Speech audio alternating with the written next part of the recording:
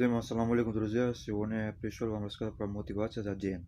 Это мотивация, вы каждый день вспоминаете, и ваш день будет хороший, иншаллах.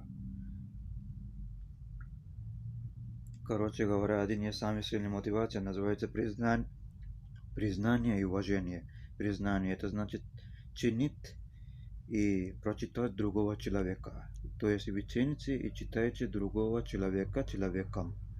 И второе – уважение. Уважение – это значит уважать этого человека, как он есть.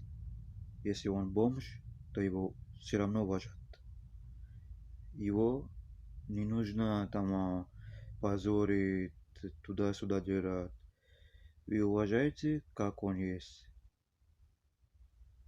И вы не меняете никого.